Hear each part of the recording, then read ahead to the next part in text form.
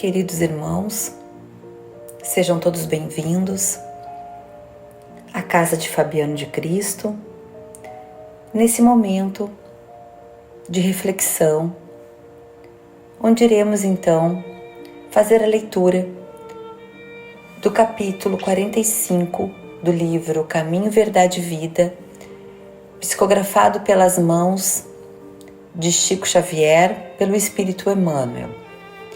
E o título diz: Conversar. Não saia da vossa boca nenhuma palavra torpe, mas só a que for boa para promover a edificação, para que dê graças aos que ouvem. Paulo, Efésios, capítulo 4, versículo 29.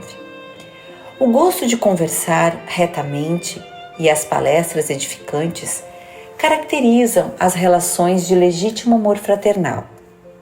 As almas que se compreendem nesse ou naquele setor da atividade comum estimam as conversações afetuosas e sábias como escrínios vivos de Deus, que permutam entre si os valores mais preciosos.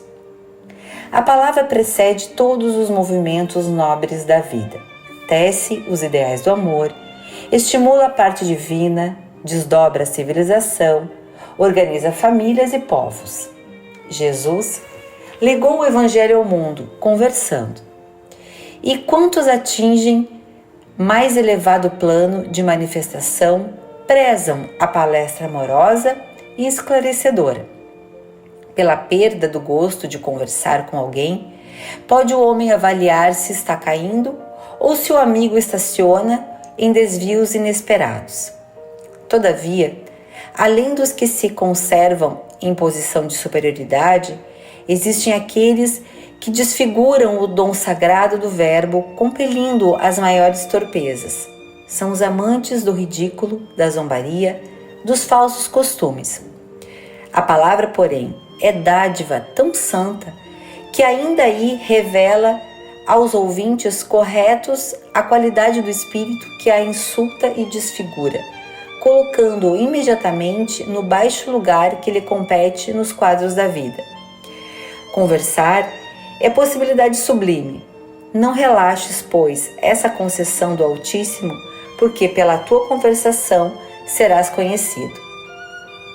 Conversar, meus irmãos, é uma das possibilidades de elevação humana, pois a partir dela pode-se acalmar quem está aflito, iluminar quem está às cegas do conhecimento, acarinhar o ser que estima, pedir perdão quando se falta com alguém.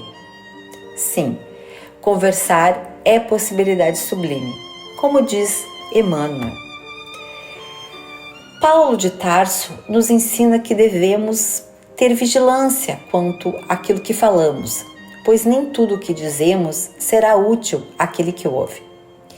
Cristo, usando da palavra, nos asseverou quando lhe questionaram sobre lavar as mãos antes da refeição, dizendo: não é o que entra na boca que macula o homem. O que sai da boca do homem é o que o macula. O que sai da boca procede do coração, e é o que o torna impuro o homem. Porquanto do coração é o que partem os maus pensamentos, os assassínios, os adultérios, as fornicações, os latrocínios, os falsos testemunhos, as blasfêmias, as maledicências. Essas são as coisas que tornam impuro o homem. O comer sem haver lavado as mãos não é o que o torna impuro. Isso está em Mateus, capítulo 15, versículo 10 e capítulo 18, versículo 20.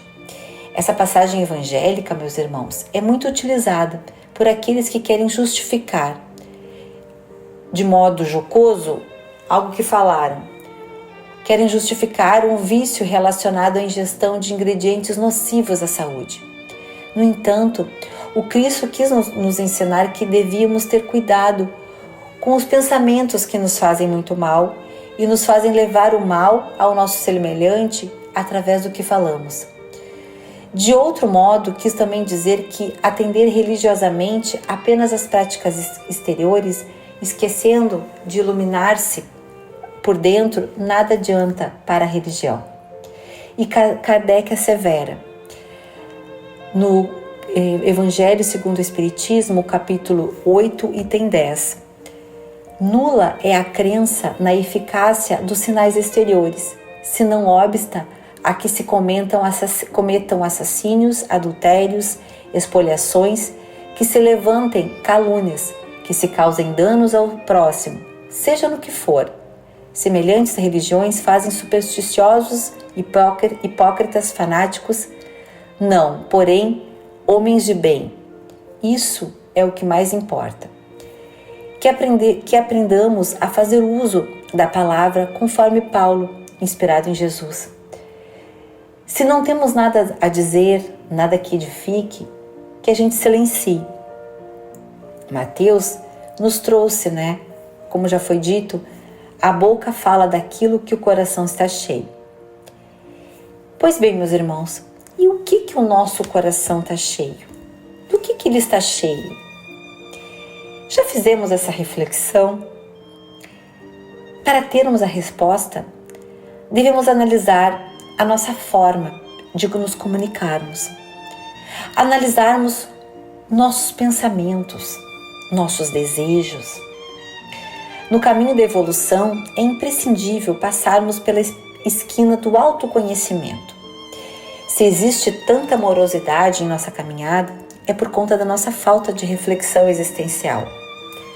Santo Agostinho, em seu tempo, já refletia sobre esse problema, dizendo que os homens se vão a contemplar os topos das montanhas, as vastas ondas do mar, as amplas correntes dos rios, a imensidão do oceano, o curso dos astros, mas não pensam em si mesmos.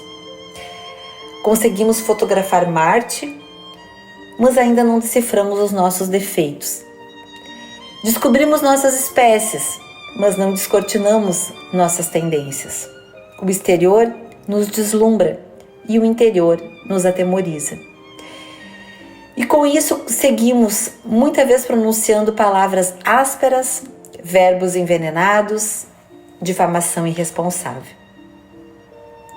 Se por um lado temos responsabilidades diante da palavra e de acordo com a forma com que realizamos a comunicação de nossas ideias, temos quando conhecemos a doutrina espírita tais responsabilidades muito mais ampliadas. Reconhecemos ao estudarmos o Espiritismo que toda a pedagogia espírita é voltada para o amor. A sua metodologia prevê o foco no educando, promovendo através da empatia a construção no conhecimento. Nesse campo não cabe a forma agressiva de se comunicar.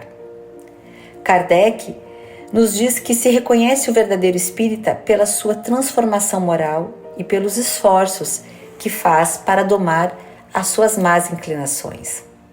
Vale citar que, buscando desculpar tais atitudes, costumamos explicar nossa agressividade verbal como sendo resultado de uma vontade boa e de nos fazermos compreender pelos que pensam de forma errada.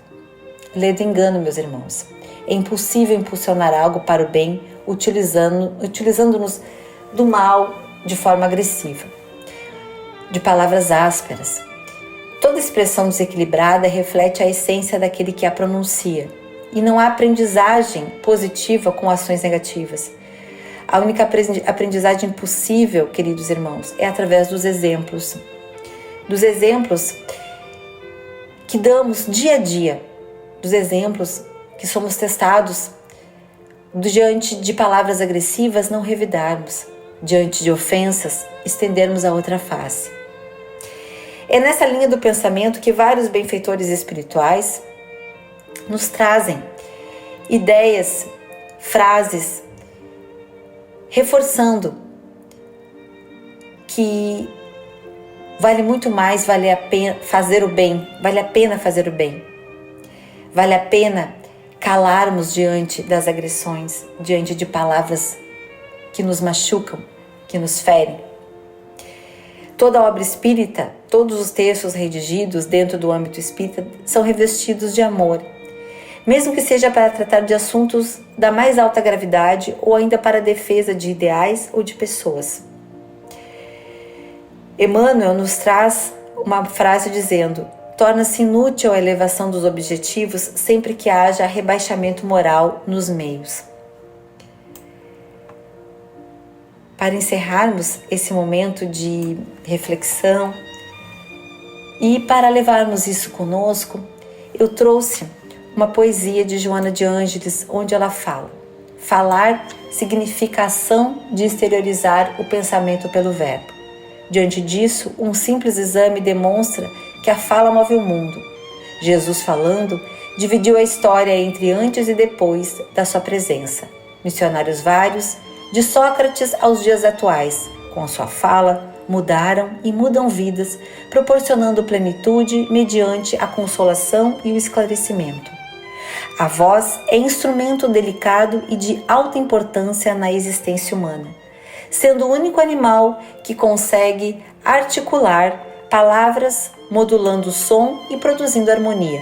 O ser humano deve utilizar-se do aparelho fônico para a condição de instrumento precioso e de cujo uso dará contas à consciência cósmica que lhe concedeu o admirável tesouro. Que Fabiano de Cristo esteja sempre conosco. Que assim seja.